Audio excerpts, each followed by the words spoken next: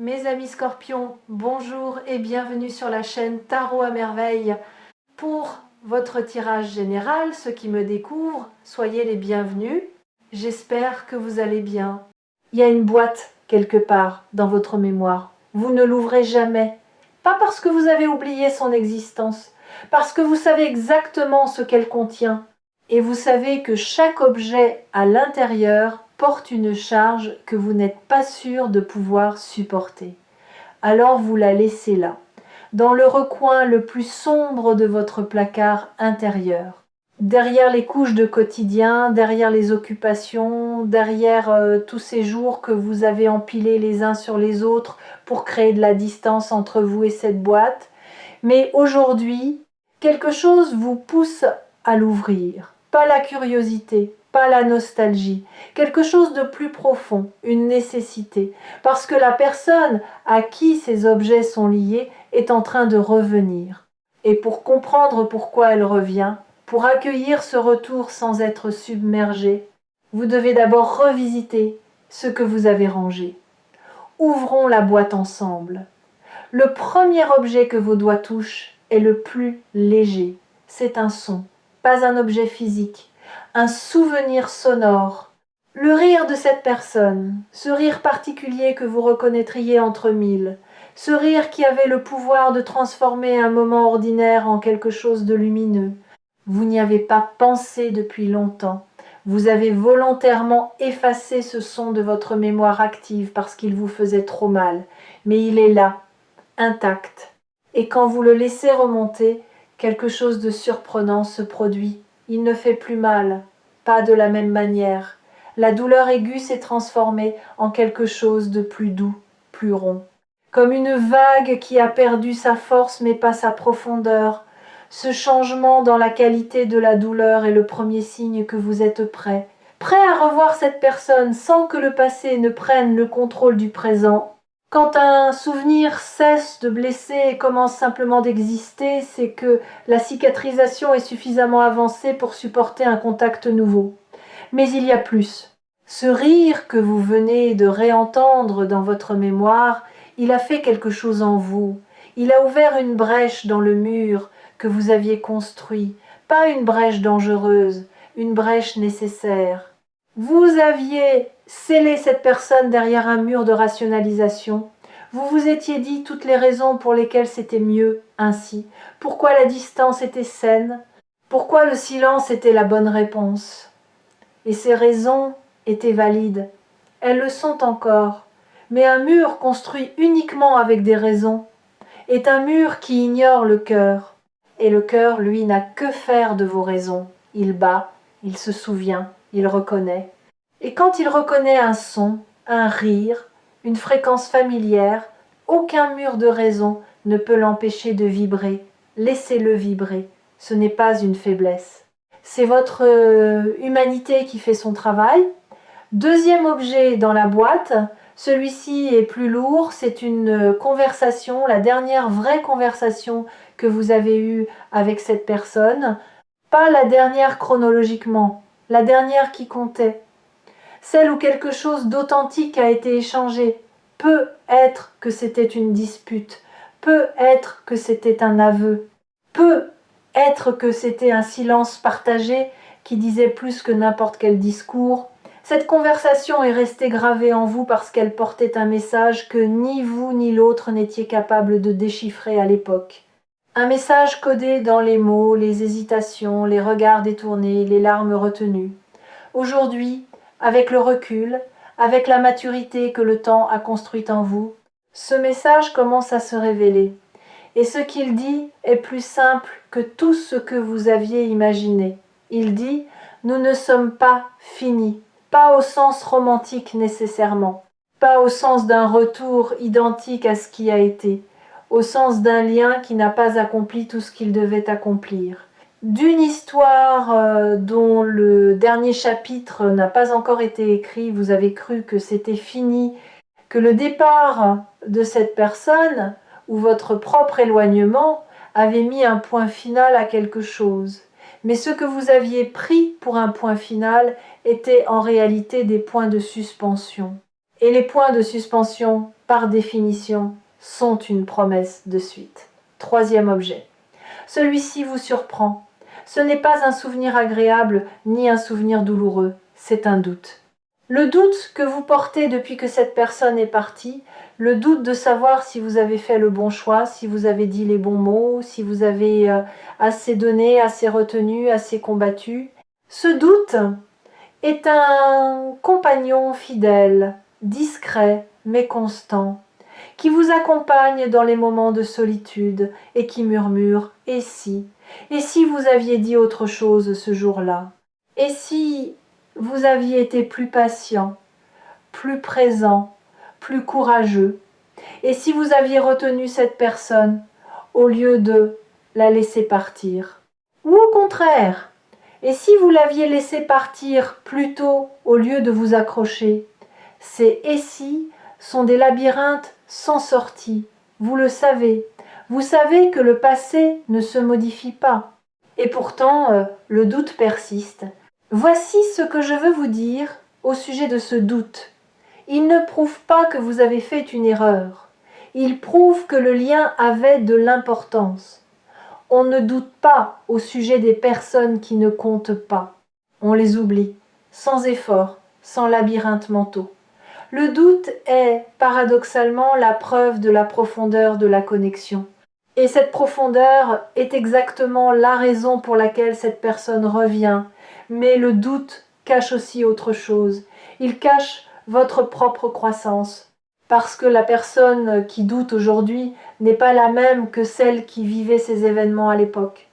Vous posez des questions que l'ancien vous n'aurait jamais posées. Vous envisagez des nuances que l'ancien vous n'aurait jamais perçues. Le doute lui-même a mûri. Il n'est plus ce questionnement obsessionnel et circulaire qui vous réveillait à 4 heures du matin. Il est devenu une forme de méditation, une capacité à tenir l'incertitude sans qu'elle vous détruise. Et cette capacité, cette tolérance à l'ambiguïté est exactement ce qu'il faut pour naviguer le retour de quelqu'un dont l'histoire avec vous ne rentre dans aucune case simple. Quatrième objet, en fouillant plus profondément dans la boîte, vos doigts rencontrent quelque chose que vous ne vous attendiez pas à trouver. Ce n'est pas un souvenir de l'autre, c'est un souvenir de vous, de qui vous étiez quand cette personne faisait partie de votre vie. Et cette version de vous est différente de celle que vous êtes maintenant. Pas meilleure, pas pire, différente. Plus spontanée peut être, plus vulnérable, plus vivante dans certains aspects, mais aussi plus naïve, plus dépendante, plus encline à se perdre dans l'autre au lieu de se trouver en soi. Vous avez grandi depuis, vous avez changé, pas seulement en surface, en profondeur, votre manière d'aimer a changé. Elle était autrefois une vague qui submergeait tout, vous y compris. Elle est maintenant une marée, puissante mais rythmée, qui avance et qui recule, qui sait donner de l'espace sans se retirer, qui sait être présente sans envahir. Cette évolution est directement liée au départ de cette personne. L'absence vous a enseigné ce que la présence ne pouvait pas enseigner. Comment être entier sans l'autre? Comment être complet dans la solitude? Comment transformer le vide laissé par quelqu'un en espace de croissance personnelle? Et voilà le paradoxe magnifique de la situation. C'est parce que vous n'avez plus besoin de cette personne qu'elle peut revenir. Tant que vous aviez besoin d'elle, tant que son retour était une question de survie émotionnelle, la porte restait fermée, non pas par cruauté du destin, par sagesse. Parce que retrouver quelqu'un depuis un état de manque ne produit jamais une relation saine. Cela produit une dépendance mise à jour, un attachement recyclé, un schéma relancé. Mais retrouver quelqu'un depuis un état de plénitude, cela produit quelque chose d'entièrement différent. Un choix, pas un besoin. Un choix libre, conscient, posé depuis un lieu de solidité intérieure. Et c'est ce choix-là que la vie vous prépare. Réfléchissez un instant à ce que cela signifie. Avant, si cette personne était revenue, vous l'auriez accueilli avec un mélange de soulagement et de terreur. Le soulagement de retrouver ce qui manquait, la terreur de le perdre à nouveau. Et cette dynamique aurait recréé exactement les mêmes conditions que la première fois, la même danse anxieuse, les mêmes questions non posées par peur de la réponse, les mêmes compromis faits par peur de la solitude, le même sacrifice de soi déguisé en amour. Maintenant, c'est différent. Si cette personne revient, et elle revient, vous l'accueillerez depuis un lieu que vous n'occupiez pas la première fois. Un lieu où vous savez qui vous êtes en dehors de cette relation, où vous connaissez vos limites, vos besoins, vos non négociables, où vous êtes capable de dire « Oui, je veux que tu sois dans ma vie, mais pas à n'importe quel prix. Pas au prix de ma paix, pas au prix de mon intégrité, pas au prix de cette version de moi que j'ai mis si longtemps à construire. » Cette capacité de poser des conditions à l'amour n'est pas de l'égoïsme, c'est de la maturité. Et c'est précisément cette maturité qui va permettre au lien de fonctionner cette fois-ci d'une manière qu'il ne pouvait pas fonctionner avant. Parce que deux personnes entières qui se choisissent librement créent quelque chose de fondamentalement différent de deux personnes incomplètes qui s'agrippent l'une à l'autre par peur du vide. Ce que vous allez construire ensemble, si vous le choisissez, sera neuf. Pas une réparation de l'ancien, pas un replâtrage des fissures. Quelque chose d'entièrement neuf, construit sur les fondations de tout ce que l'ancien vous a enseigné. Et ces fondations, parce qu'elles ont été testées par la tempête, seront les plus solides que vous ayez jamais posées. Si vous écoutez cette vidéo sur Tarot à merveille en ce moment, c'est que votre plénitude a atteint un niveau suffisant pour que ce retour soit non seulement possible mais bénéfique. Vous n'attireriez pas ce message si vous n'étiez pas prêt à le recevoir. L'univers n'envoie pas des invitations à ceux qui ne sont pas en état de danser. Cinquième objet. Au fond de la boîte, sous tous les autres, il y a quelque chose que vous n'avez jamais regardé directement. Un cadeau que cette personne vous a fait sans le savoir. Le cadeau de la perspective. Quand elle faisait partie de votre vie, vous étiez trop proche pour voir clairement, trop immergé dans l'émotion, dans le quotidien, dans la dynamique à deux. Vous voyiez les arbres mais pas la forêt. Vous viviez les scènes mais ne compreniez pas l'intrigue. Et c'est seulement après son départ, dans le silence immense qui a suivi, que la perspective est apparue. Vous avez commencé à comprendre des choses que vous ne pouviez pas comprendre à l'intérieur de la relation, pourquoi elle agissait de telle manière, ce que ces silences protégeaient, ce que ces maladresses tentaient d'exprimer.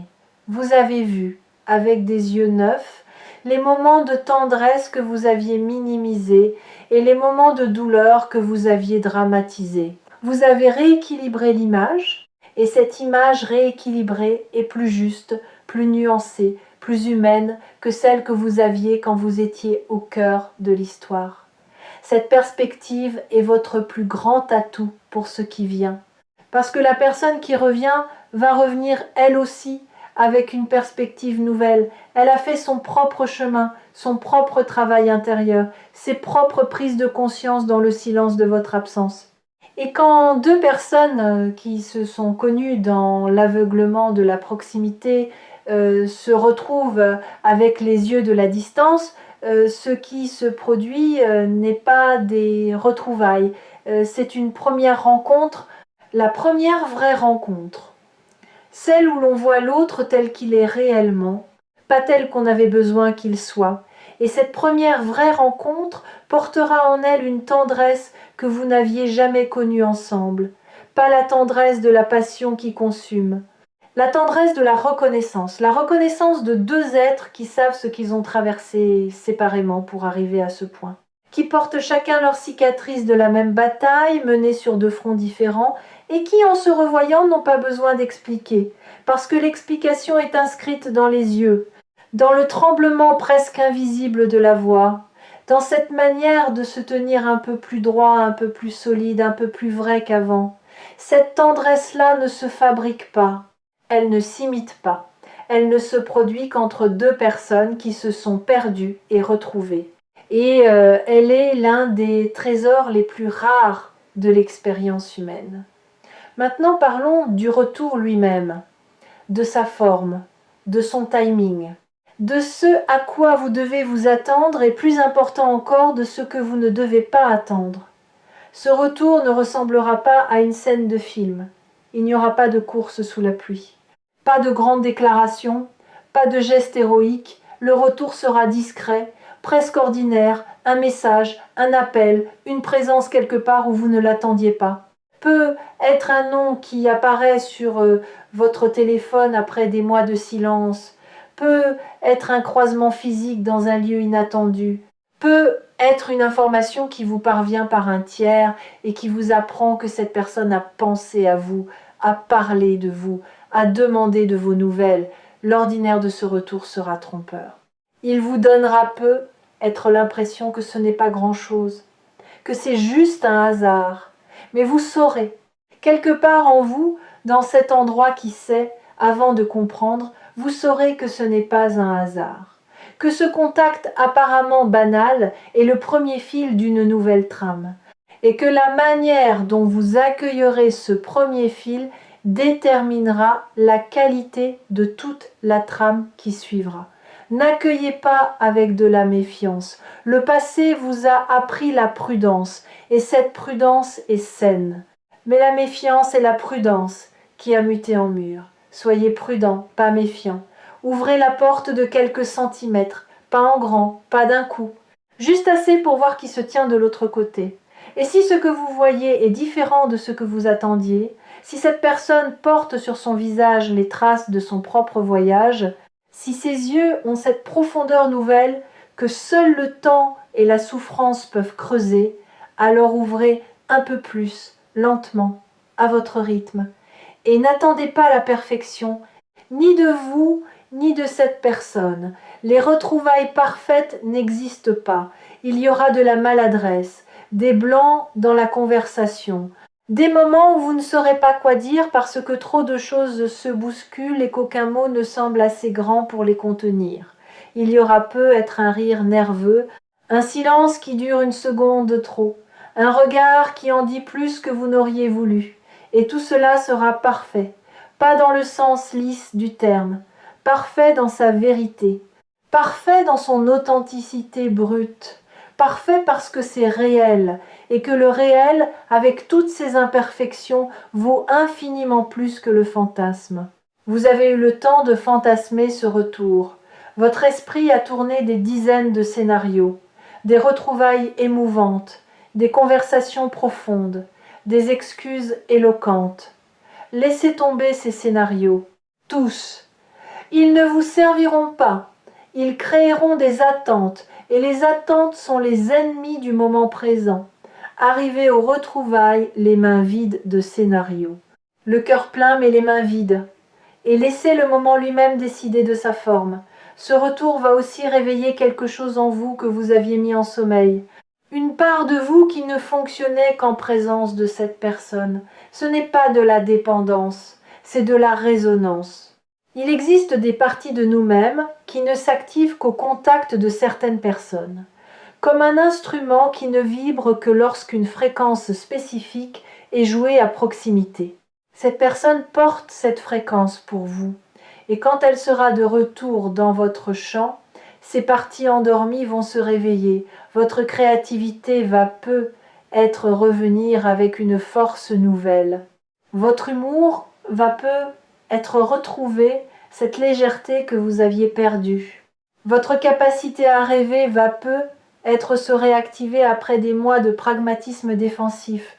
Ces réveils seront les cadeaux collatéraux du retour, pas les cadeaux principaux.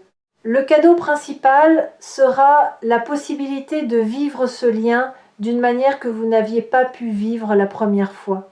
Une manière informée par la douleur, mais pas gouvernée par elle. Une manière où les erreurs du passé ne sont pas effacées, mais intégrées. Où la mémoire sert de boussole, pas de chaîne. Et il y a un aspect de ces retrouvailles que personne ne mentionne jamais. L'humour. Quand deux personnes se retrouvent après un voyage intérieur profond, il y a un moment imprévisible où le sérieux cède la place au rire. Pas un rire de politesse, un rire de soulagement.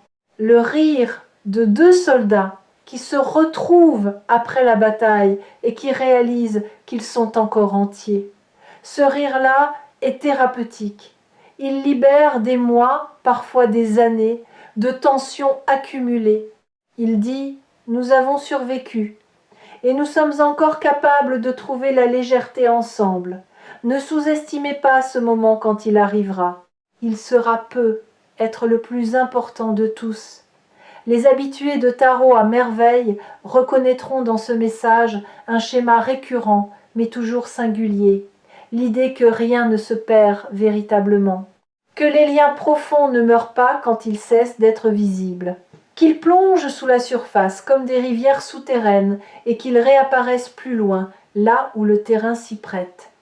Le terrain, dans votre cas, est enfin prêt, des deux côtés. Refermons maintenant la boîte, doucement, avec soin, mais ne la rangez pas au fond du placard cette fois.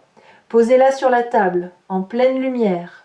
Parce que ces objets ne sont plus des reliques douloureuses, ce sont des outils de compréhension, des clés qui vous aideront à naviguer ce qui vient, le rire qui ne fait plus mal, la conversation dont le message se déchiffre enfin, le doute qui prouve la profondeur, le souvenir de vous-même qui mesure la croissance, la perspective qui garantit une rencontre plus vraie.